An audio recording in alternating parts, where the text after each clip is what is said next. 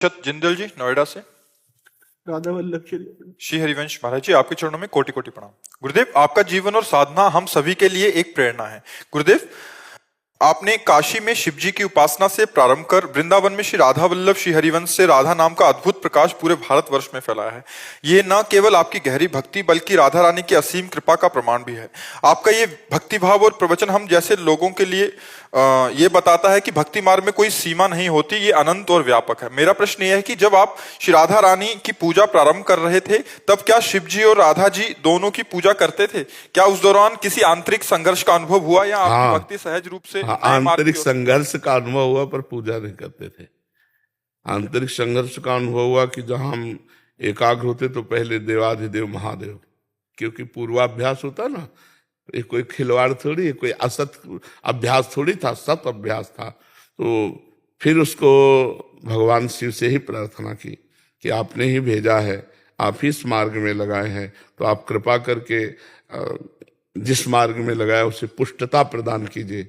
फिर वो धीरे धीरे धीरे धीरे, लेकिन समय लगा, मतलब वर्षों लगा। ऐसा नहीं लगा कि आज श्री जी के जुड़े और एकदम पूजा नहीं की, पर आंतरिक मानसिक पूजा, मानसिक अभिषेक, मानसिक चिंतन जो हमारा होता था उस पे बहुत समय लगा बदलने में, बहुत समय लगा।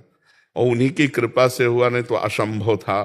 ब्रह्म ज्ञान के मार्ग में चलने वाला अहम ग्रह उपासक दासोहम की पद्धति में आना बहुत कठिन होता है। ये भगवान की, गुरुदेव की, शिव जी की असीम कृपा से ही हुआ है। हमारी सामर्थ्य इसमें नहीं थी, क्योंकि हमारा कोई परिचय ही नहीं था इधर का, वही परिचय था। तो जा पर कृपा न करें पुरारी, सो न पाओ मुनि भगति हमारी।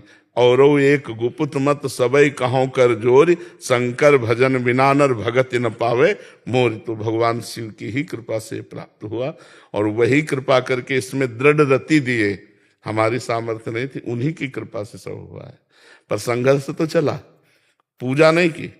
जिस दिन से उन्होंने हमको श्री जी के चरणों में अर्पित किया, उस दिन से अर्घदान प्रकट भी नहीं किया।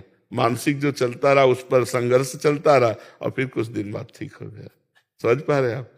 पर श्रद्धा और विश्वास और भावना बराबर की है। आज भी ऐसा नहीं कि इतना भी कम हो भगवान शिव के प्रति। इतना भी जितना श्री जी के प्रति है उतने शिव जी के प्रति है, इतना भी अंतर नहीं।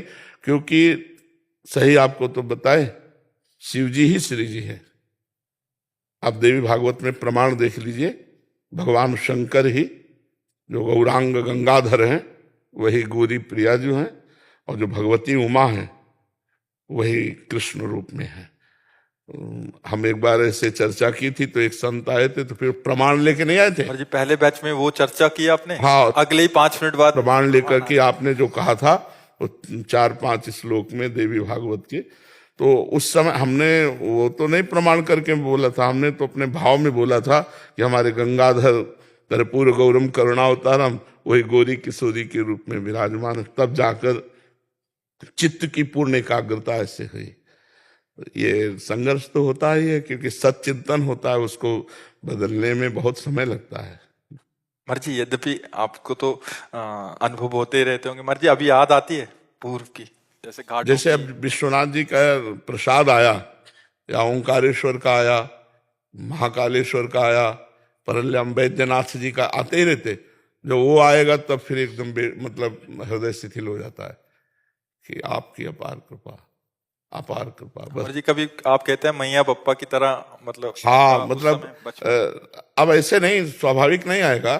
कोई आ गया काशी से ऐसे प्रसाद लेके बिल्वपत्र ले, फिर एकदम वो पुराना, जैसे ना पुराना अभ्यास, तो वो एकदम जागृत हो जाएगा, मन शिथिल हो जाएगा भगवान शंकर के प्रतिभाव में।